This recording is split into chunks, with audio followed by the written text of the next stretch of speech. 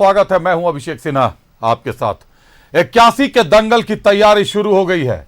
यह दंगल कोई आम दंगल नहीं, विधानसभा चुनाव का दंगल है। यह विधानसभा चुनाव है।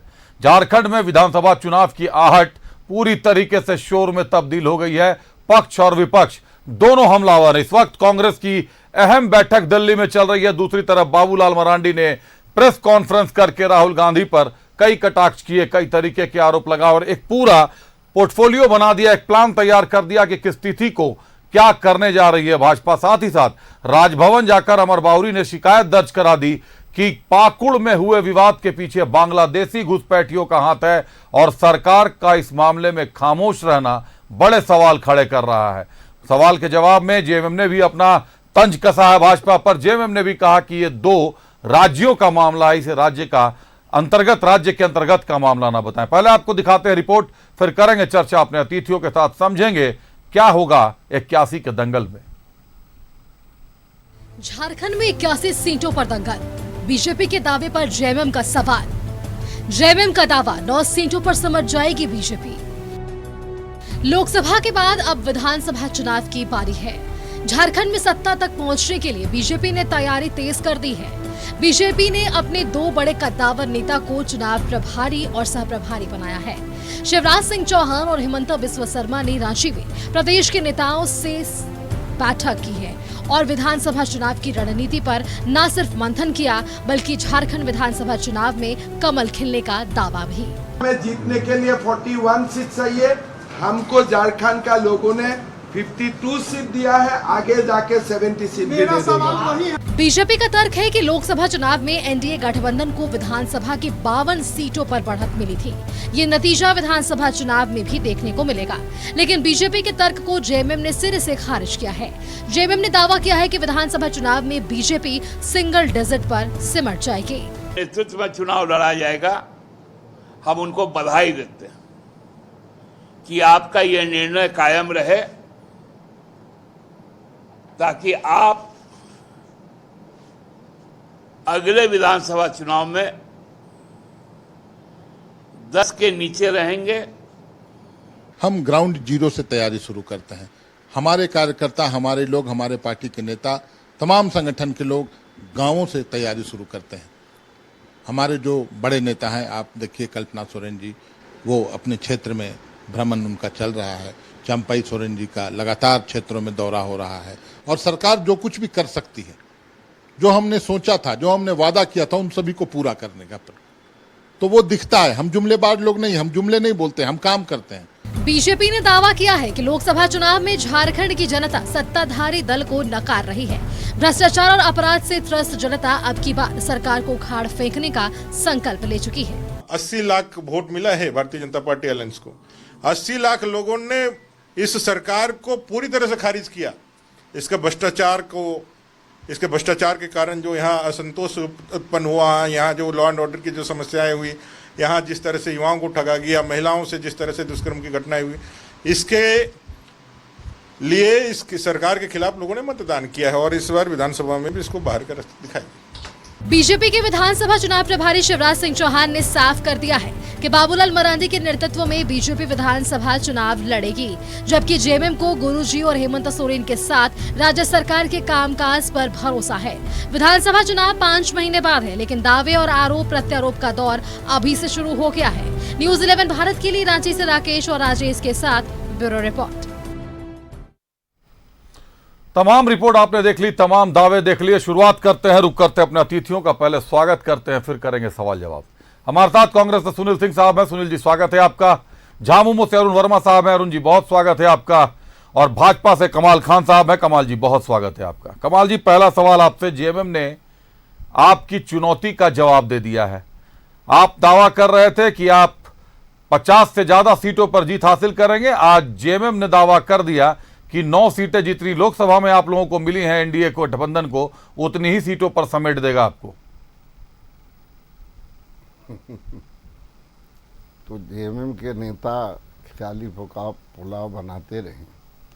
देखिए ऐसा है कि यहाँ झारखंड में भारतीय जनता पार्टी के संगठन मजबूत है और आपने देखा कि हर परिस्थिति में भी इतना जो आपका झूठ और लोगों को डराने का कि संविधान बदल दिया जाएगा, झूठा आरोप लगाकर मुख्यमंत्री को ये, तो इस तरह का प्रचार करने के बाद भी झारखंड में भारतीय जनता पार्टी और उसके गठबंधन 14 लोकसभा में 9 लोकसभा में हम जीत कर आए हैं और 52 सीट पर मेरा आपका बहुमत है।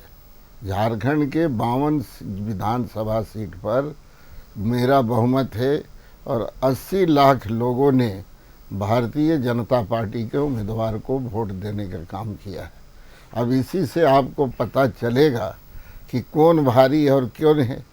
हमारे पास तो मुद्दा है, भ्रष्टाचार का है, कानून व्यवस्था का है, महिलाओं के साथ शोषण हो रहा है। हमारी उपलब्धियां जो काम का पहले हमने किया था राज्य में, केंद्र सरकार की उपलब्धि है।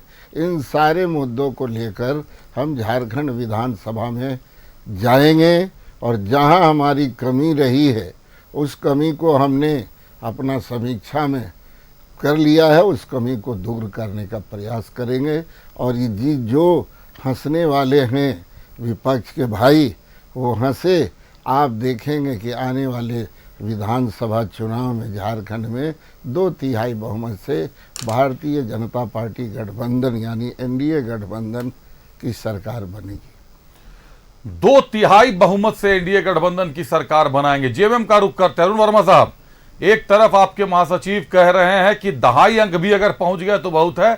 9 आई है सीट लोकसभा चुनाव में, 9 पर ही सिमट जाएंगे विधानसभा में भी। क्या यह संभव है?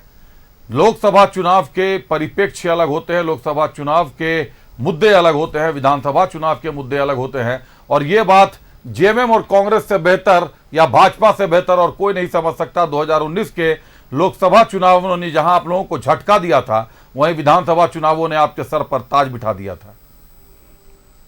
जैसा कि आप खुद ही बता रहे हैं, 2019 में अभी तो मात्र 50 सीट में इन लोगों का बढ़त है। पिछले चुनाव लोकसभा चुनाव में 60 के करीब या 57 सीटों पर बढ़त थी, 60 के करीब सीट पे बढ़त थी। उसके बाद विधानसभा चुनाव हुआ तो क्या हुआ, 25 सीट पे आ गए। और पिछले चुनाव से तो इस लोकसभा चुनाव में हम लोगों के गठबंधन का बहुत शानदार प्रदर्शन रहा। 2 सीट से हम लोग 5 सीट में पहुंच गए। अब ये कहते हैं कि इनको 2/3 बहुमत मिलेगा। क्यों मिलेगा भाई? कारण तो बताइए, बताना पड़ेगा ना। हम लोगों ने सरना आदिवासी धर्म कोड बिल को पास करके भेजा। अगर ये लोग लग भिड़ के पारित उनको करवाते तो लोग इनको वोट देने के बारे में विचार करते, सोचते। और उसके बाद आप देख लीजिए कि जब बाबूलाल जी सीएम बने और सुदेश महतो जी मंत्री बने तो इन लोगों ने ओबीसी का आरक्षण को 27 से घटा के 14% कर दिया 2000 में। उस बिल को भी हम लोगों ने पारित करके भेजा। 14 से बढ़ा के हम लोग पिछड़े दलित ओबीसी का आरक्षण को 27%, सिर्फ पिछड़ा का ओबीसी का आरक्षण को लोगों ने बढ़ाने का काम किया। उस बिल को भी राजभवन हम लोगों ने भेजा। तो अगर इन लोगों को यहाँ के ओबीसी से भी लगाव होता, पिछड़ी जाति से लगाव होता, तो ये लोग राजभवन में जाते, रिक्वेस्ट करते और उस बिल को पारित करवाते। तब पिछड़े भी इनको वोट देने के बारे में सोचते। अब आप आज ये स्थानीय नीति में हम लोग पारित करके 1932 आधारित भेजे। इन लोगों ने क्या किया, पहले कोर्ट के मार्फत अपने एक नेता को लगा दिए जमशेदपुर के। उन्होंने कोर्ट में जाके मामला को रफा दफा करवा के वापस करवा दिया। उसके बाद 9वीं अनुसूची में डालने के लिए हम लोग जब राज्यपाल महोदय को रिक्वेस्ट किए तो वो भी वापस आ गया। उसमें भी ये लोग लगते जाके रिक्वेस्ट करते राज्यपाल को और झारखंड की स्थिति परिस्थिति से अवगत करवाते और अवगत करवा के स्थानीय नीति को लागू कराते। तो स्थानीय मूल निवासी भी इन लोगों को वोट देने के बारे में विचार करती। तो जब इनको वोट कौन देगा? आदिवासी वोट देंगे नहीं, मूल निवासी देंगे नहीं। पिछड़ों के साथ आघात पहले कर चुके हैं, दलित के साथ भी आघात कर चुके हैं, तो किसी के लिए कुछ किए नहीं। आपको तो हम पहले ही बोलते हैं, मोदी जी की सरकार आई, फिर आ गई। अंग्रेज 1947 में नमक में टैक्स लगा दिए। उसके बाद किसी भी सरकार की हिम्मत नहीं हुई कि खाने पीने के सामान में टैक्स लगा दें। अंग्रेजों को नमक से टैक्स वापस लेना पड़ गया। क्यों लेना पड़ गया? क्योंकि देश के लोग एकजुट हो गए। उसके बाद 75 साल में बहुत सी सरकार आई, किसी सरकार का हिम्मत नहीं हुआ कि खाने पीने के वस्तु में टैक्स लगा दें। उसके बाद मोदी जी की सरकार आई, अंग्रेजों के नक्शे कदम में चलने वाली। उन्होंने नमक के साथ दाल, चावल, आटा, चीनी, विश्वास नहीं कीजिएगा, कफन तक में टैक्स लगा दिए। बच्चों के भविष्य की बात करते हैं, पढ़ाई की बात करते हैं। बच्चों का कॉपी पेंसिल पेन कौन तक सा में टैक्स लगा, राशन पे कौन सा टैक्स लगा हुआ है? जीएसटी को नमक से टैक्स वापस लेना पड़ गया। क्यों लेना पड़ गया? क्योंकि देश के लोग एकजुट हो गए। उसके बाद 75 साल में बहुत सी सरकार आई, किसी सरकार का हिम्मत नहीं हुआ कि खाने पीने के वस्तु में टैक्स लगा दें।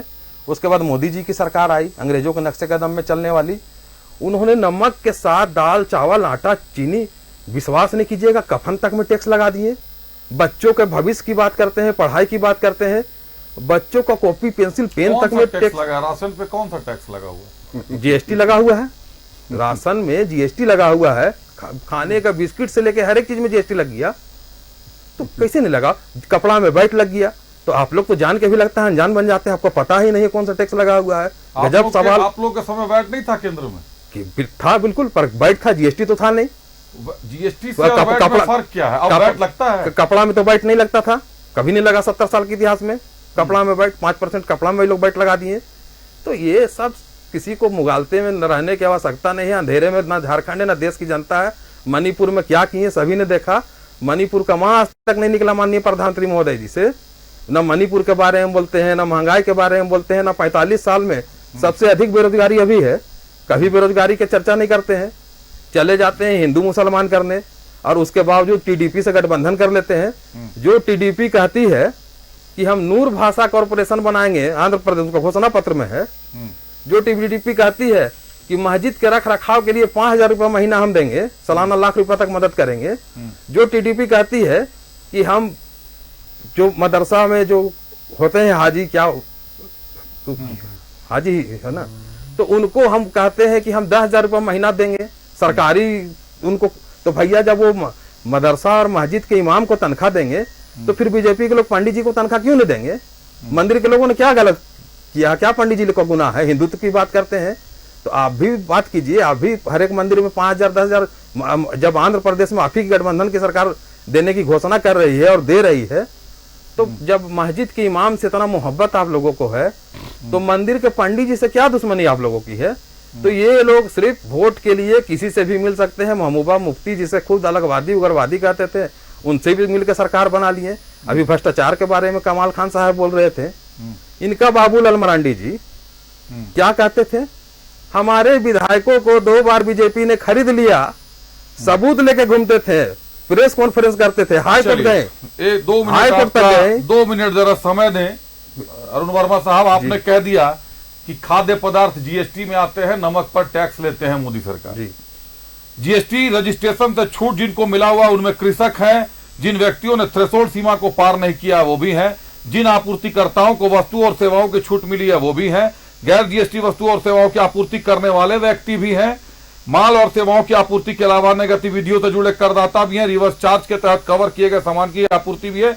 ये तो हो गया। छोटे बिजनेस और स्टार्टअप की भी बात कर लीजिए तो 40 लाख रुपए से कम के कारोबार करने वाले किसी भी व्यवसायी पर जीएसटी नहीं लगता है। उसके अलावा और भी हैं, लेकिन आपको मैं ये सुना देता हूं कि टैक्स फ्री आइटम्स कौन कौन से हैं। खाद्य पदार्थ टैक्स फ्री आइटम है, जीएसटी नहीं लगता है उस पर। फल और सब्जियां, अनाज, मांस और मछली, अंडा, आलू और अन्य खाद्य, कंद और जड़ें, कोमल, नारियल, गुड़, अदरक, हल्दी, दूध, दही आदि, अंगूर, खरबूजे, अदरक, लहसुन जिन्हें प्रोसेस नहीं किया गया, अन्य सामान, खाद्य पदार्थ जिन्हें ब्रांडेड कंटेनरों में नहीं डाला जाता, जैसे चावल, छिलके वाले अनाज के दाने, गेहूं, मक्का आदि, कच्चा माल, रेशम का कचरा, कच्चा रेशम, कच्चा जूट फाइबर, असंधारित ऊन, हस्तघर का कपड़े, लंबी लिस्ट है सर, थोड़ा सा पढ़ लीजिएगा एक बार ध्यान से। इस तरीके की अगर आप टिप्पणी करेंगे, खासतौर पर मेरे शो में, थोड़ा सा ध्यान रखकर कीजिएगा। अभी आपको खाद्य पदार्थ निकाल कर पढ़ लीजिए। निकाल के आपको दिखा देते हैं, खाद्य पदार्थ दिखा देते। देखिए ब्रांडेड ही आता है, चावल से लेके सारा चीज अभी ब्रांड में ही आता है। खुला तेल कहाँ आजकल कोई लेता है? कोई 100 ग्राम 200 ग्राम मिलता है क्या? तेल से लेके सारा चीज आजकल ब्रांडेड ही आता है। और जो भी ब्रांड की कंपनियां हैं सब में टैक्स लेते हैं। बिस्कुट तक में क्या क्या आता है पहले सर आप? अच्छा चलिए जीएसटी पे किसी और दिन बहस करेंगे, आप पहले निकाल लीजिए। आपको अगर मिलता है तो बताइएगा, लेकिन गलत टिप्पणी ना करें, पहले किसी चीज को अच्छे से ऑब्जर्व कर ले। चलिए सुनील सिंह साहब का रुख करते हैं। सुनील सिंह साहब, ये तो जेएमएम और भाजपा की बात हो गई। कांग्रेस से जो बड़ा सवाल इस वक्त है कि आज कांग्रेस के मंथन का दौर है लोकसभा चुनाव के परिणामों पर। निश्चित तौर पर अगर लोकसभा चुनाव के परिणामों की बात करें तो जिन 2 सीटों पर बहुत कम मार्जिन से आप लोगों ने हार चकी थी, जैसे लोहरदगा और खूंटी, वहां आप लोगों ने भारी मार्जिन से जीत हासिल की है। अगर चाईबासा आपने जीता था तो चाईबासा से प्रत्याशी बदल गया, वहां पर भाजपा ने अपना प्रत्याशी बना लिया गीता कोड़ा को, चाईबासा से जेएमएम ने भी जीत हासिल कर ली है। बड़ा सवाल अब यह हो जाता है कि विधानसभा चुनाव का प्रभारी शिवराज सिंह चौहान को बनाया गया। शिवराज सिंह चौहान के पास 18 साल से ज्यादा का विधानसभा चुनाव का, विधानसभा के नेतृत्व का अनुभव है और रिजर्व सीटों को साधने में शिवराज सिंह चौहान को बड़ा अहम माना जाता है, क्योंकि मध्य प्रदेश में 230 सीटें हैं जिनमें 82 रिजर्व सीटें हैं। 2019 में 33 सीटों पर थी भाजपा, इस बार 50 सीटों पर आई है। शिवराज को टक्कर कौन देगा? सुनील साहब, आपके यहां से कौन पर्यवेक्षक बनाए जाएंगे? आपके यहां तो प्रभारी होते नहीं है, पर्यवेक्षक बनाए जाते हैं। कौन पर्यवेक्षक होंगे जो टक्कर देंगे शिवराज सिंह चौहान? देखिए अभिषेक जी, मैं न्यूज 11 के सभी दर्शकों को मेरा बहुत कांग्रेस पार्टी की ओर से नमस्कार है, प्रणाम है। आप हमारे बड़ी स्पष्ट है कि आपको याद होगा कि 2004 में एक नारा आया था 300 पार का, तो भारतीय जनता पार्टी को लोकसभा में 138 सीट मिला था और कांग्रेस पार्टी को 145 सीट मिला था। 2014 के या 2019 के चुनाव में यह नारा आया था, 52 का नारा आया था, 25 सीट भारतीय जनता पार्टी को मिला था। और अभी 400 पार का नारा आया था तो 241 भारत के लोगों ने इनको देने का काम किया है। अब झारखंड की परिप्रेक्ष्य में हम लोग चर्चा कर रहे हैं। झारखंड राज्य और मध्य प्रदेश की राज्य में बहुत फर्क है, दोनों प्रदेश में बहुत फर्क है।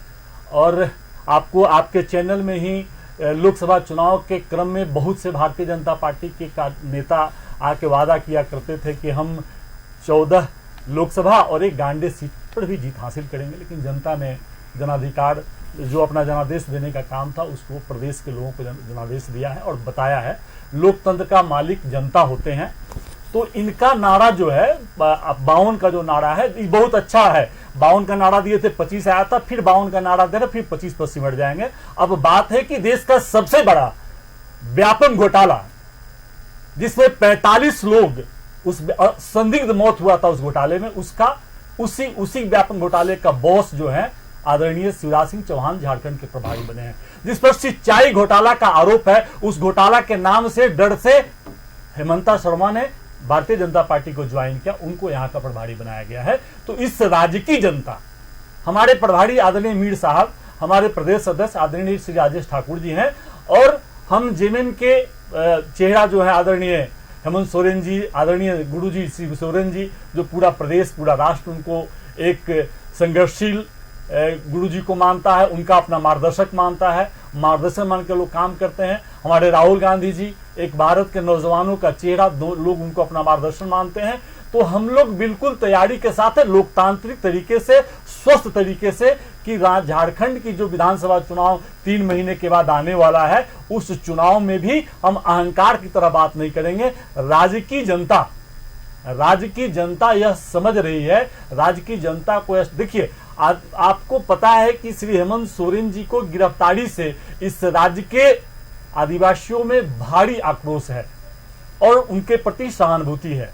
उन्होंने इस प्रदेश के आदिवासी कोड, सरना कोड के लिए उन्होंने अपने विधानसभा से पूर्ण बहुमत के साथ पास करके राजभवन भेजा। राजभवन उसको कहां निलंबित करके रखे मुझे पता नहीं। तो जिस तरह की माहौल इस प्रदेश में है, जनता यहाँ की कोई भी प्रभारी झारखंड की बन के आए, मैं बहुत बड़ी बात नहीं कहूंगा, लेकिन मैं इतना जरूर आपके चैनल के माध्यम से आपको बताना चाहता हूं, इस प्रदेश के लोगों को बताना चाहता हूं कि जनादेश 2024 के विधानसभा में, झारखंड के विधानसभा में इंडिया अलायंस को मिलेगा और सरकार पूर्ण बहुमत की बनेगी और एक स्वस्थ और स्वच्छ सरकार बनेगी। व्यापम घोटाले की आपने बात कही, 1995 में पहली बार सूचित किया गया था। जी जी। 2000 और 2004 में खंडवा जिले में 7 और मामले दर्ज किए गए थे। जी जी जी। आरोपी बनाए गए थे व्यापम घोटाले के बावजूद इसके आज 2024 चल रहा है, 18 साल से ज्यादा समय हो गया, 3 टर्म के सीएम रहे वो, और आज भी छत्तीसगढ़ की रिजर्व सीटों पर मैंने दावा किया, जिन सीटों पर आप बात कह रहे थे आदिवासी आक्रोश की। अगर घोटाले के आरोपी थे तो छत्तीसगढ़ में भी आदिवासी रहते हैं, छत्तीसगढ़ में भी और भी जातियां होती हैं। 3 बार से विधानसभा चुनाव को छत्तीसगढ़ में कैसे साध रहे हैं? हमारे पड़ोस के राज्य है, पड़ोसी राज्य होने के साथ साथ ज्यादा सीटें झारखंड से 3 गुना ज्यादा सीटें हैं। झारखंड में 81 विधानसभा क्षेत्र है, मध्य प्रदेश में 230 विधानसभा क्षेत्र हैं, जिनमें 82 विधानसभा क्षेत्र जो है वो आदिवासी रिजर्व है, जिन पर कांग्रेस और आईएनडीए झामुमो आईएनडीए ताल ठोक रही है। सुनील सिंह जी। आपने बात किया मध्य प्रदेश और झारखंड की। झारखंड में उनको, मैं तो बताया कि झारखंड में उनको जनादेश नहीं मिलेगा। अगर वहां के मध्य प्रदेश की जनता उन पर विश्वास करती है, शिवराज सिंह चौहान साहब व्यापम घोटाले के बाद भी विश्वास करती है उन पर विश्वास करते हैं। देखिए, तो यही विश्वास हेमंत सोरेन पर, यही विश्वास हेमंत सोरेन पर लोकसभा चुनाव में भी किया गया, क्योंकि रुक जाए सर एक मिनट जी, यही विश्वास हेमंत सोरेन पर भी तब लोकसभा चुनाव में किया गया क्योंकि हेमंत सोरेन भी आरोपी है जमीन घोटाले के। आरोपी और आरोप सिद्ध होना, आरोपी और आरोप सिद्ध होना। आपको पता है कि नहीं, आपको जांच करने के लिए आप ही को दे दिया जाए। सिंचाई घोटाला खुद किए हुए कौन? हेमंत शर्मा। और मुख्यमंत्री कौन है? असम का हेमंत शर्मा। और वही जांच करेंगे तो क्या वो जांच साफ होगा? लगातार उन्होंने 3 बार टर्म से वहां पर मध्य प्रदेश के मुख्यमंत्री है, तो घोटाला सिद्ध होगा क्या? घोटाला सिद्ध हो जाएगा क्या? सवाल आपका अहम है, सिद्ध हो जाएगा घोटाला। शायद इसीलिए हेमंत सोरेन पर जो आरोप लगे हैं उसकी जांच केंद्रीय एजेंसियां कर रही हैं, क्योंकि खुद तो जांच कर नहीं सकते, जैसा आप बता रहे कि खुद अपनी जांच तो करवा नहीं सकते। पता है अभिषेक जी ने कि 121 विपक्ष 121 लोगों पर जांच ईडी और सीबीआई का, उसमें 115 कौन है? विपक्ष के नेता है, मात्र 6 दूसरे दल से नेता है। तो आपने हर एजेंसियां को अपना गुलाम बनाकर जिस तरह की आप काम कर रहे हैं, मैं आपको क्या बताऊं, तो आज देश की जनता कैसे जवाब दिया? 400 पार का नारा दिए थे, आप 241 पर रुक गए ना सर। 1,30,000 करोड़ की रिकवरी भी है, तो क्या ये माना जाए कि ये विपक्ष के लोगों से रिकवरी है? 70,000 करोड़ का घोटाले में कौन है? अजीत पवार जी भी है ना, तो कैसे बन के बैठे हुए हैं ना, उसको पर भी तो आप चर्चा करिए। 10,000 घोटाला का छापा उस पर भी तो आप चर्चा करिए। रिकवरी में बोल रहा हूं, उस पर कोई चर्चा कर, तो वहां से आपको यह भी पता है ना कि नोटबंदी में, आपको यह भी पता है कि नोटबंदी में 8 करोड़ रुपया गिरिराज सिंह के घर से पकड़ा गया। क्या आज तो कोई केस हुआ? क्या वो मामला सामने आया? वो मामला सामने आया? नहीं, मैं उस पर अभी नहीं जा रहा। नहीं, जाना होगा, बताना होगा। देखिए, हर मामले पर तो एक साथ नहीं जा सकते। सुनील सिंह साहब, मेरी बात सुनिए। आपने व्यापम घोटाला बोला, मैंने व्यापम माफ कीजिएगा, मैंने व्यापम घोटाला पे बात की। आपने बोला कि 126 में 115 लोग विपक्ष के हैं। मैंने आपसे ये पूछा कि सर 1,30,000 करोड़ की रिकवरी, कैसे रिकवरी हुई है? मैं घोटाले की बात नहीं कर रहा। तो ये मान लें कि वो 115 लोगों की रिकवरी है। किसके यहाँ से रिकवरी हुआ? अब तो जिनके यहाँ छापामारी हुई होगी, तो छापामारी विपक्ष पर ही क्यों हुआ? तो रिकवरी अगर मेरे पास, सर आप ये बताइए, पक्ष या देश के लिए क्या महत्वपूर्ण है, पक्ष या विपक्ष या रिकवरी? देश के लिए वह भी जरूरी है कि कहां से किसके दूसरे दल भारतीय जनता पार्टी के नेताओं के पास आज तक क्यों नहीं रेड हुआ उन पर आज तक क्यों नहीं रेड होता? ये सवाल आपका जायज है, मैंने कई बार पूछा। लेकिन देश के लिए जरूरी क्या है? रिकवरी काले धन की जरूरी है या पक्ष और विपक्ष जरूरी है? देश के लिए पक्ष जरूरी है, विपक्ष जरूरी नहीं है। देश के लिए मतलब भारतीय जनता पार्टी देश समझ गया, आपकी बात समझ गया। और ये आरोप को ये नहीं है, ये नेशन वाइड आरोप लग रहे हैं, राष्ट्रीय स्तर पर ये आरोप लग रहे हैं। लेकिन इसी के साथ साथ व्यापम घोटाला भी नेशन वाइड है। तो नीट की एग्जाम भी नेशन वाइड है। मैंने तो बोला सर, एग्जाम भी बिल्कुल है, 2017 से लगातार, बिल्कुल है। 2017 के पहले नहीं होता। अब आप बताइए मुझे कि नीट की परीक्षा भी राष्ट्रव्यापी है, लेकिन पेपर लीक होने का मामला रांची हजारीबाग आ गया, फिर झारखंड से जुड़ गया, गोधरा में भी आ गया, राजस्थान में भाजपा की सरकार वहां भी आ गया, बिहार में भाजपा की सरकार वहां भी आ गया, उत्तर प्रदेश में भी आ गया। जहां भी भाजपा, आप खाली झारखंड में आ गया और वो लोग जगह पर नहीं आया, सभी जगह आ गया। जहां जहां भारतीय जनता पार्टी की सरकार हो, हर जगह नीट का घोटाला हुआ है, भी तो स्पष्ट करना होगा। सर, प्रश्न पत्र लीक तो देशव्यापी हुआ, लेकिन जिस बुकलेट नंबर 16 लोग कहां पकड़े गए? 16 लोग कहां पकड़े गए? देश भर से पकड़े जा रहे हैं। गुजरात में पकड़ेगा ना। मेरी बात सुनिए, 613648 जो बुकलेट 613648 जो बुकलेट नंबर है, जिस बुकलेट नंबर से प्रश्न पत्र लीक हुआ है, सीरियल 16 लोग गोधरा में पकड़े गए। पहले मेरी बात सुन लीजिए। वो बुकलेट नंबर हजारीबाग के एओसिस स्कूल को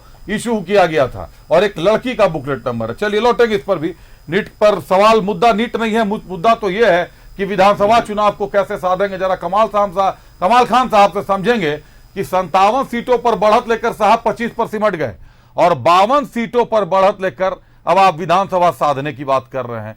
ये केवल एक साधने का मंत्र देना है या जमीनी स्तर पर आपके कार्यकर्ता, जिला अध्यक्ष, महानगर अध्यक्ष आपके कभी कहीं दिखाई देंगे? आम जनता क्यों अपने आप को भाजपा से अलग समझती है? आप सिर्फ मोदी फैक्टर पर काम करते हैं, एक चेहरे पर काम करते हैं। यह सच्चाई है, इस बात से भी गुरेज नहीं किया जा सकता। रुक करते अपने अतिथियों का, चलते हैं भाजपा से। कमाल खान साहब हमारे साथ जुड़े हुए। कमाल खान साहब, 2019 में जनता ने आपको 57 सीटों पर बढ़त दी लोकसभा चुनाव में। लेकिन विधानसभा चुनाव में नकार दिया, 25 सीटों पर सिमट गए। आप 2024 की बात करें तो आप 57 सीटों से घटकर अब 47 सीटों पर आ गए हैं। 3 सीटें आसू के खाते में है, जो मेरी जानकारी बता रही है। हालांकि आप लोग 52 सीटों पर दावा ठोक रहे हैं, मेरी जानकारी है 50 सीटों पर आपको बढ़त है। 2 सीटें और कहीं से बढ़ी होंगी, जो अंतिम जानकारी मेरी है। तो आखिर 57 से 52 पर आ गए। लोकसभा चुनाव में आपको जनता ने नकार दिया, रिजर्व सारी सीटें आप हार गए। जो 2 सीटें आपने जीती थी, खूंटी और लोहरदगा, सिंहभूम तो आपका वैसे भी नहीं था, राजमहल वैसे भी नहीं था, दुमका आपने गवा दिया, पैराशूट लैंडिंग आपने दी सीता सोरेन को, सीता सोरेन ने दुमका गवा दिया।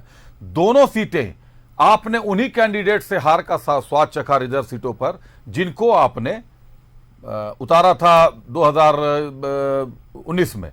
एक सीट पर आपने समीर उरांव को उतारा, समीर उरांव आपके कद्दावर नेता हैं। एक सीट पर आपने अर्जुन मुंडा को उतारा, अर्जुन मुंडा आपके कद्दावर नेता हैं।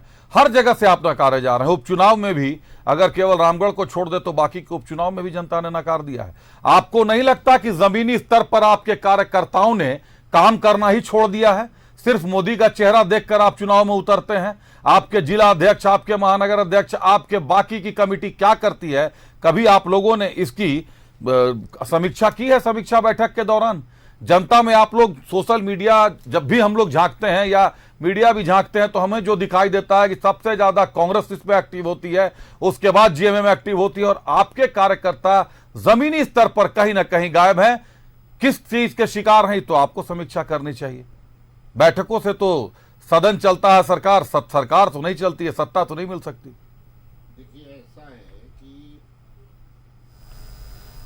हम लोग, हमारे कार्यकर्ता अगर नहीं लगे रहते तो हम लोग 14 लोकसभा में 9 लोकसभा। सर, मोदी जी के चेहरे पे जीतते हैं। नहीं, मोदी जी के चेहरे पे जीतते हैं। ना, मोदी जी चेहरा है, लेकिन बूथ में वोट कौन दिलवाता है? ये तो आप लोग समीक्षा कीजिए ना, तो फिर कि बाकी सीटों पर भी तो आपके बूथ में वोट दिलवाने वाले थे। ऐसा है कि मैंने ईमानदारी से, हम लोग आते हैं झूठ, और अभी अच्छा, आप छोड़ दीजिए, आप मेरे सवाल को घुमाएंगे। आप मुझे एक बात बताइए, आप राजनीति में कब से हैं? भाजपा में आप कब से हैं? जन्म काल से, उसके पहले भी थे। आप जब युवा थे, जब आप जिला स्तर की राजनीति करते थे, उसके बाद आप धीरे धीरे महानगर स्तर में, महानगर से जिला में आए होंगे, जिला कमेटी में आए होंगे। क्या आपको वर्तमान जिला कमेटी, वर्तमान प्रदेश कमेटी तक भी, उससे नीचे लेवल तक आपको वो धार दिखाई देती है जो मेहनत आप लोगों ने की थी? क्या भीड़ लगाने से कार्यक्रमों में आप जनता को साध लीजिएगा?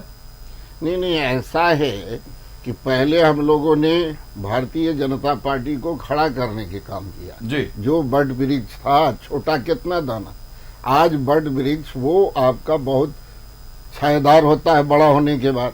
आज भारतीय जनता पार्टी में कार्यकर्ताओं की कमी नहीं है, नेताओं की कमी नहीं है। भारतीय जनता पार्टी अब बड़ी पार्टी हो गई। अगर बड़ी पार्टी न होती तो हिंदुस्तान के सबसे बड़ी पार्टी न होती, दुनिया की बड़ी पार्टी नहीं होती।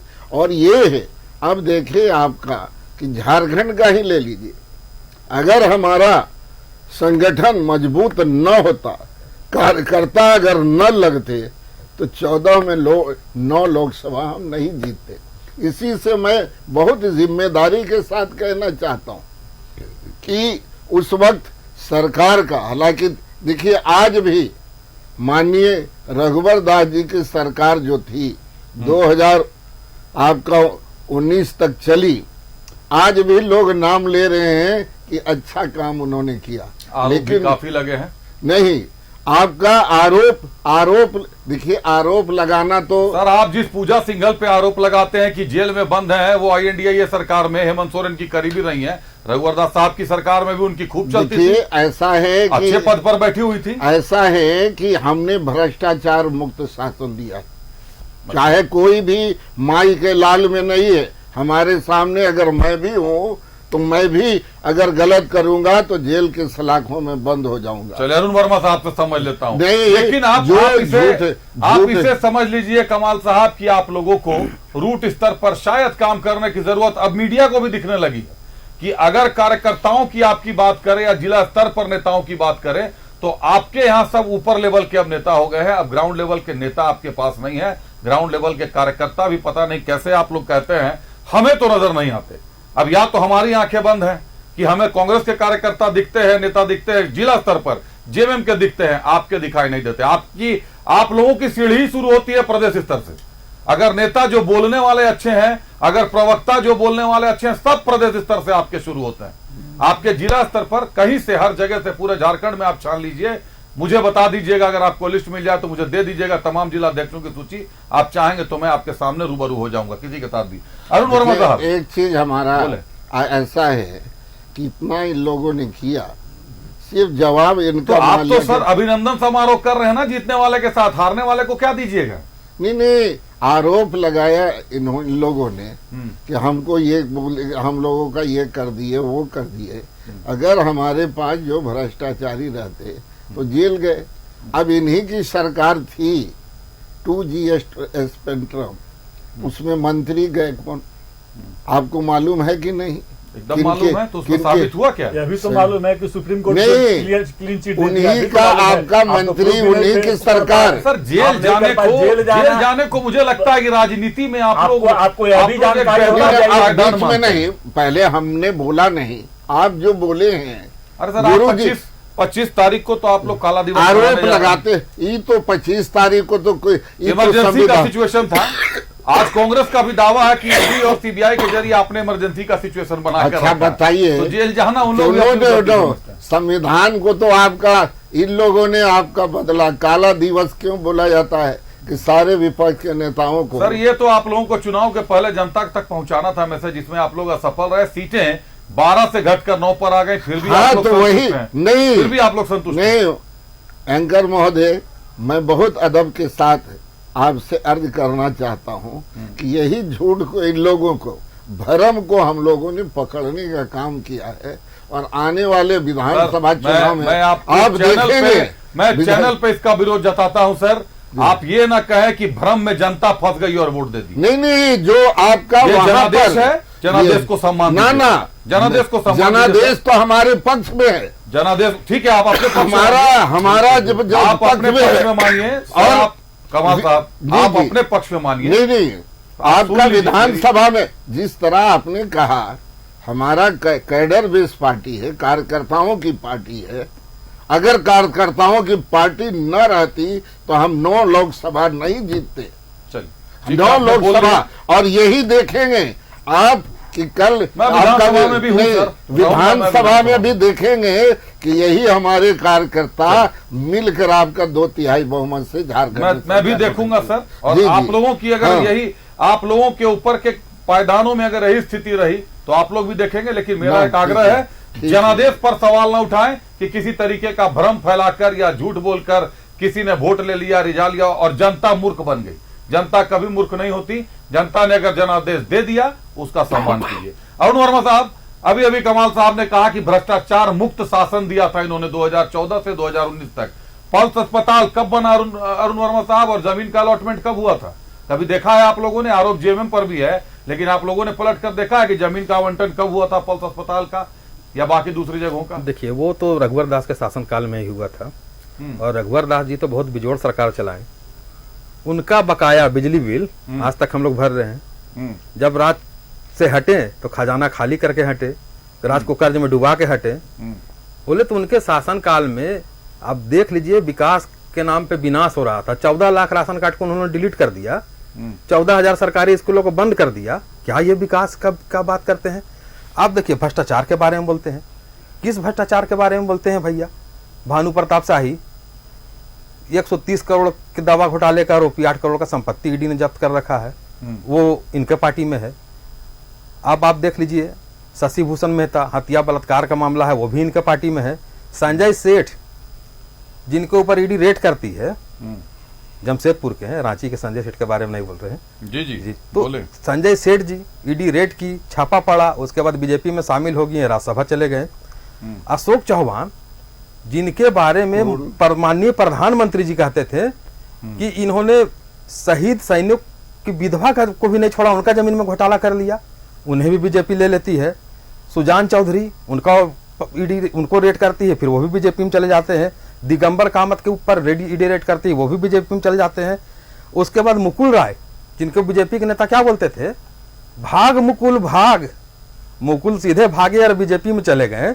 अब ईडी का कार्रवाई बंद हो गया। अजीत पवार चक्की पी सिंह, कितना बिजोड़ नारा था इन लोगों का। अजीत पवार चक्की पी सिंह, कहाँ चक्की पीस रहे हैं? माननीय प्रधानमंत्री, उनके ऊपर भी 70,000 करोड़ का घोटाला का आरोप लगाई।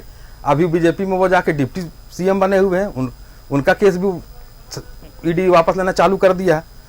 अब आप देख लीजिए कि अब प्रफुल्ल पटेल जी 70,000 करोड़ का घोटाला, जहाज घोटाले, उसके बाद उनका टेरर फंडिंग में जो इकबाल मिर्ची थे उनसे भी उनका संबंध के बारे में था, पर वो भी अब उनका 180 करोड़ का संपत्ति रिलीज हो गई, क्योंकि कोर्ट में जाके ईडी ने मौनी बाबा बन गए, कोर्ट में अपना पक्ष को सही तरीके से रखा नहीं, वो उनका संपत्ति भी रिलीज हो गया। तो लंबी लिस्ट है, इतनी लंबी लिस्ट है जिनका बखान करना मुश्किल है। शुभेंदु अधिकारी, हसन मुशर्रफ, छगन भुजबल, नारायण राणे, मतलब टोटल भ्रष्टाचारियों को छापा मारते हैं, बीजेपी में फिर ले लेते हैं। यहाँ भी मतलब जब तक आपके साथ रहते हैं भ्रष्टाचार, जब तक हम लोगों के साथ है, आज हम लोग के साथ आएंगे तो फिर से वो भ्रष्टाचारी हो जाएंगे। बीजेपी तो अगर भ्रष्टाचारी नहीं थे तो क्यों बीजेपी में चले गए? किस बात का डर था? हेमंत सोरेन तो नहीं गए। अब नहीं गए तो जेल में है, नहीं गए, चले जाना था सर। जो भ्रष्टाचार नहीं करे वो जेल जाना था। नहीं, भ्रष्टाचारी को देख लीजिए। आप बताइए कि जितने लोगों का हम 127 लोग का नाम गिनवा देंगे जिनके ऊपर ईडी ने रेड किया। मैं भी जानता हूं, मेरे पास भी सूची। आप मुझे ये बता दें कि अजीत पवार, छगन भुजबल भ्रष्टाचारी हैं या नहीं है, मैं क्या मानूं? अब पहले तो भ्ष्टाचारी थे, अब तो राजा हरिश्चंद्र है बीजेपी में। अब तो बीजेपी में जाने के बाद राजा हरिश्चंद्र वो हो गए ना। वो मैं समझ गया, कैसे समझ गए? लेकिन जब आरोप है उस समय भ्रष्टाचार किया था या नहीं किया था? भ्रष्टाचार, अब यह आरोप तो बीजेपी माननीय प्रधानमंत्री लगाते थे, तो अब तो बीजेपी के लोग ना बताएंगे ना, बीजेपी के लोग ना बताएंगे। माननीय प्रधानमंत्री कहते थे कि 70,000 करोड़ का घोटाला किए। अब आप उलझा रहे हैं, आप सीधा जवाब दीजिए ना। मैंने सीधा सवाल पूछा है कि आप कह रहे हैं 123 लोगों पर रेड पड़ी, छगन भुजबल, मैं बस दो नाम बोल रहा हूं, छगन भुजबल, अजीत पवार। मुझे दो नाम बताइए, भ्रष्टाचारी थे, हैं या भ्रष्टाचारी नहीं थे? नहीं, ये अगर माननीय प्रधानमंत्री जी आरोप लगा रहे हैं तो निश्चित तौर पर भ्रष्टाचारी थे। चलिए, आप पर बीजेपी भ्रष्टाचारी थे? एकदम बिल्कुल थे। अब बीजेपी के गंगा में डुबकी लगा लिए तब वो राजा हरिश्चंद्र बन गए। नहीं, ठीक है। आप बीजेपी का काम क्या है कि दूसरों को बदनाम करो आरोप लगा के, और मोदी जी और बीजेपी का चेहरा चमकाओ। अभी 2G घोटाला के बारे में बोल रहे थे। 2G घोटाला में किसे सजा हुई? जेल भेज देने की क्या? आपके समय अगर भ्रष्टाचारी थे तो आप ही लोगों ने कार्रवाई क्यों नहीं कर दी कि मोदी जी को करना पड़ा? काफी दिन से आपके साथ थे। हम लोग के समय में भ्रष्टाचारी थे। आप लोग भी भ्रष्टाचार? नहीं, तो भ्रष्टाचारी कैसे? हम लोग सरकार में है, कैसे पता चलेगा भ्रष्टाचारी? सरकारी एजेंसी 14 के बाद हो गए। नहीं, बिल्कुल 14 के बाद ही इन लोगों के ऊपर रेड पड़ा है। कमाल तो आप क्या बोल रहे हैं? 14 के बाद ही रेड पड़ा, ये लोग बीजेपी में शामिल हो गए। जब पता चलेगा सर, जानकारियां आएंगी तभी तो रेड। तब सरकार इन लोगों की मान लिया कि भ्रष्टाचारी थे। नहीं, अब जब मोदी जी जब माननीय प्रधानमंत्री आरोप लगा रहे हैं तो बहुत हो गया सर। 14 ही नहीं, अच्छा सुन लिया जाए कि जब माननीय मुख्यमंत्री बाबूलाल जी थे, उनके मंत्रिमंडल और उन पर भ्रष्टाचार का आरोप लगा। जब अर्जुन मुंडा जी हमारे मुख्यमंत्री थे, इसमें एक मर्तबा ये भी साथ में थे, जेएमएम के लोग भी साथ में थे कि नहीं? आरोप लगा कोई मंत्री और ये में फिर इसलिए कि हमारी सरकार जब जब भी रही है झारखंड में, हमने भ्रष्टाचार मुक्त शासन दिया। देश में पूरा भ्रष्टाचार मुक्त शासन हम दे रहे हैं। अभी तक कोई प्रधानमंत्री या मंत्री पर भ्रष्टाचार का आरोप नहीं लगा सकता। हम लोग झूठ नहीं, अभी नोट का बंडल कहाँ मिल रहा है बताइए तो। और ऐसे ही आपका कह दे रहे कि आपको ले लिए, तो कहे आपने ठीक सवाल किया कि जेल जाना पसंद करेंगे। हम लोग तो आंदोलनकारी है, कहते हैं कि हम लोग आंदोलनकारी। गुरुजी कई बार जेल गए कि हमारी सरकार थी कि यूपीए की सरकार में कई बार मुख्यमंत्री का पद छोड़ना पड़ा गुरुजी को, कोयला मंत्रालय छोड़ना पड़ा। आपने गुरुजी के साथ सरकार जेल जाने के बाद बनाई थी या पहले? के आप लोगों ने, बीजेपी ने जेएमएम के साथ सरकार जो मिलकर बनाई थी, जेल जाने से पहले बनाई थी गुरुजी के या जेल जाने के बाद बनाई? जेल जाने से पहले नहीं, जेल जाने के बाद लोग बाद में छोड़िए इस सवाल को। नहीं तो वही ठीक है कि अभी भी आपका, तो हम लोग का सरकार गुरुजी का, तो देखिए ये आरोप और प्रत्यारोप नहीं, सही बात बोले। अभी आपके माननीय मंत्री अब नोटों का पहाड़ मिल रहा है। एक चीज तो नीट वाला में वो भूल गए, कौन आलम जहांगीर की कौन है वो आपका लालू जी का सेवा करने वाला था, जो आपका यहाँ रिम्स में थे, जेल में थे, तो और वो आपका कहाँ बना, और मैं मास्टरमाइंड मुखिया और वो बना हुआ है। तो ये सवाल रहा कि हमने भ्रष्टाचारी स्वीकार करे। मैं साबित करूंगा कि सिकंदर यादव जो बिहार से पकड़ा गया है वो किसके संरक्षण में ठेकेदारी करता था रांची में। हाँ। सिकंदर यादव 30 सालों तक रांची में ठेकेदारी करता रहा। बरियातू में एक प्रोफेसर के घर पर रहता था, बाद में एम टाइप क्वार्टर भी उसने खरीद लिया। लेकिन किस दल के संरक्षण में था, समय आएगा तो न्यूज 11 वो भी खुलासा करेगा। हाँ, चलिए तो वही सुनील सिंह साहब, इसलिए हम लोगों ने अब रुकिए, बात पे घूम रहे हैं हम लोग। सुनील सिंह साहब, आपने कहा कि आदिवासियों में आक्रोश है हेमंत सोरेन के जेल जाने पर, और यही कारण है कि रिजर्व सीटों पर भाजपा को हार का सामना करना पड़ा। विधानसभा की अगर बात करें, लेकिन सामान्य सीटों ने सीधे सीधे कांग्रेस को भी नकार दिया और जेएमएम का भी अपना नकार, जेएमएम को भी नकार दिया। अगर बात करें विधानसभा चुनाव की, 28 सीटें सिर्फ रिजर्व हैं आदिवासियों के लिए, 9 सीटें रिजर्व हैं एससी सीटें, जिस पर कि आप ऑलरेडी हार चुके हैं। आप लोग एससी ने भी आपको नकार दिया है। सिर्फ 28 सीटें हैं, तो क्या इन्हीं 28 सीटों के दम पे आप कह रहे हैं कि भाजपा 2.5 अंक पर भी नहीं आएगा? आप तो स्पष्ट देख लिए कि अभी हमारी संख्या कितनी है। अभी आपने देखा, अभी 2019 के चुनाव में जो संख्या आप देखे हैं कि इंडिया गठबंधन का जो संख्या है 245-46 के आसपास में है, और उसको आप लेकर जाएंगे तो वो सब लोग मिलजुल कर 50 के आसपास में हम चले जा रहे हैं। तो आप उसमें देखिए कि एसटी भी हैं, एससी भी हैं, जनरल भी हैं, अभिषेक भी, सभी लोग हैं। और यह भी मैं आपको फिर स्पष्ट कर देता हूं कि आक्रोश जो भी है वो तो आपको नजर के सामने दिख रहा है। जिस तरह से आदरणीय मोदी जी ने नारा दिया था 400 पार का, उसको लोगों ने अस्वीकार किया है, देश की जनता ने। और आपको यह झारखंड में भी मैं स्पष्ट करता चलूँ आपको कि आप भी हमारी बात को मैं अहंकार के साथ नहीं बोल रहा हूँ। जनता की जनादेश अगर हमारे विपक्ष में आएगा तो भी मैं उसको स्वीकार करूंगा, इसलिए कि जनता लोकतंत्र की मालिक होती है, लेकिन आएगा हमारे पक्ष में। उम्मीद तो राजनीति में करनी चाहिए, उम्मीद के दम पर इंडिया गठबंधन के पक्ष में आएगी। जेएमएम कांग्रेस का संगठन जमीन से जुड़ा हुआ है, जमीन से जुड़ा हुआ है, लोग जुड़े हुए हैं, लोगों के साथ जुड़े हुए हैं। और इन्होंने रघुवर दास सरकार, आदरणीय श्री रघुवर दास जी की बात हुई भ्रष्टाचार। आप जानते हैं कि 500 करोड़ मनरेगा का घोटाला रघुवर दास की सरकार में हुआ। आप जानते हैं कि मैनहर्ट जो था 2009 में, जब वो आपका शहरी विकास मंत्री थे, तो उन्होंने मैनहर्ट कंपनी जो ब्लैक लिस्टेड कंपनी थी, जिसको निविदा के माध्यम से, जो होता है कि एडवर्टीजमेंट के माध्यम से निविदा दिया जाता है, बिना निविदा निकाले नॉमिनेट कर दिया उसको, और ड्रेनेज सीवरेज सिस्टम में भारी घोटाला उनके द्वारा किया गया। आपको यह भी जानकारी है अभिषेक जी की हाई कोर्ट और विधानसभा बना, और बिना प्राक्कलन राशि 300 करोड़ का बजट था आपका वित्त विभाग से पास था, उसके बाद उन्होंने बिना किसी का परमिशन लिए मुख्यमंत्री अपना व्यक्तिगत आदेश से उसका टेंडर बिना किए 600 करोड़ का उन्होंने कर दिया।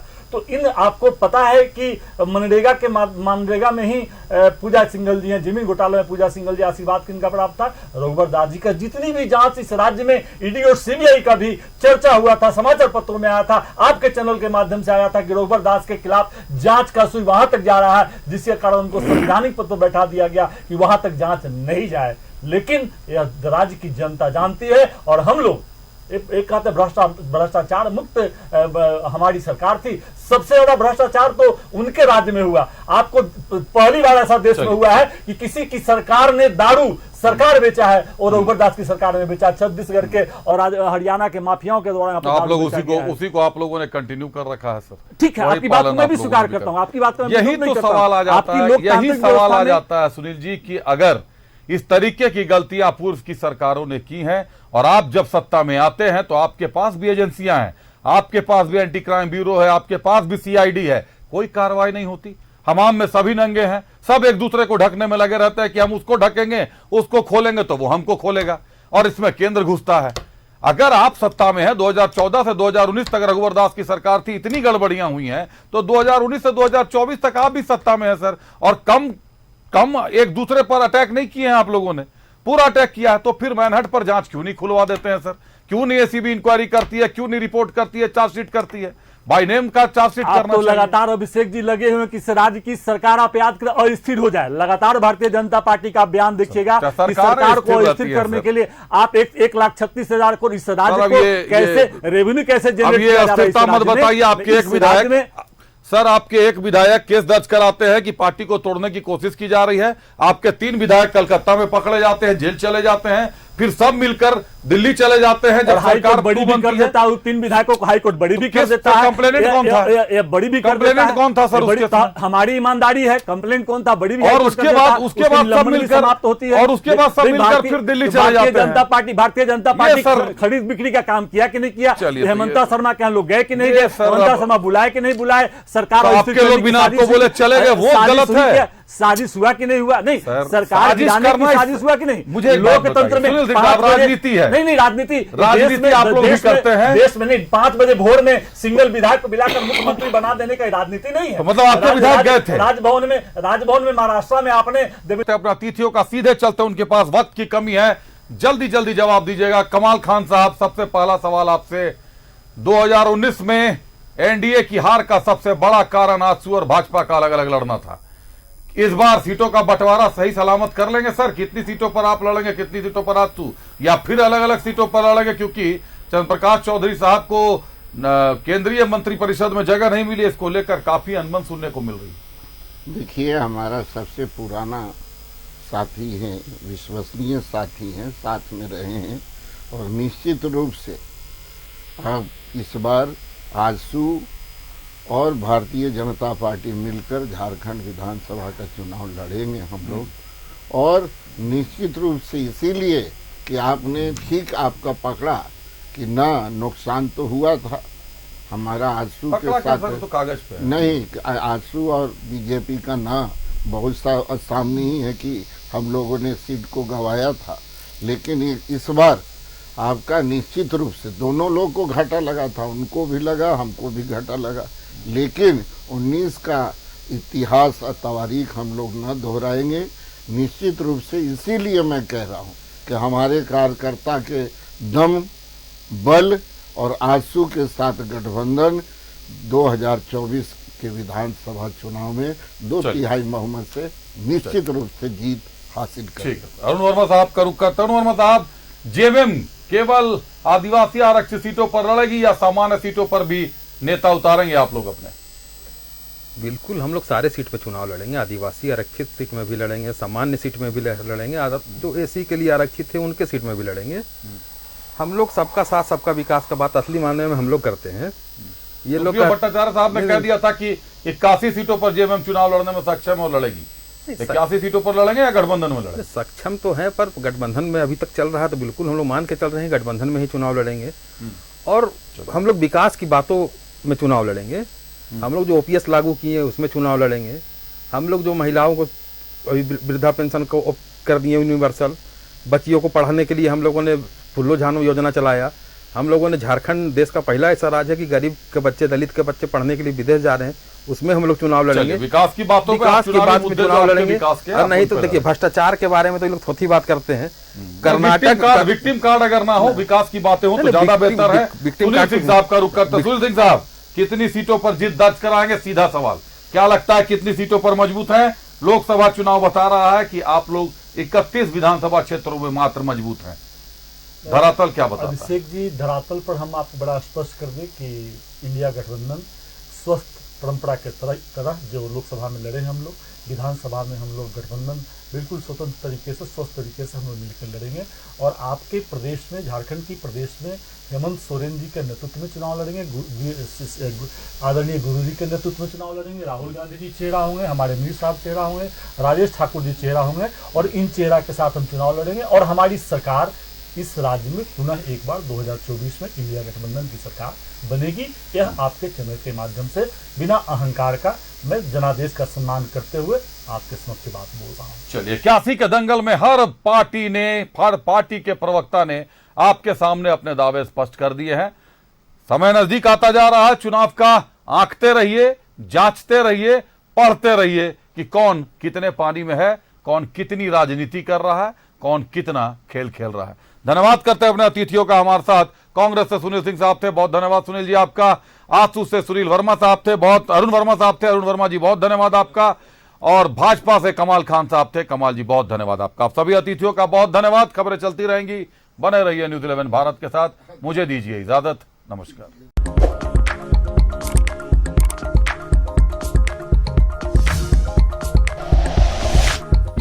शेयर वीडियोस, सब्सक्राइब करें हमारा चैनल और प्रेस करें बेल आइकॉन। News 11 भारत, सच है तो दिखेगा।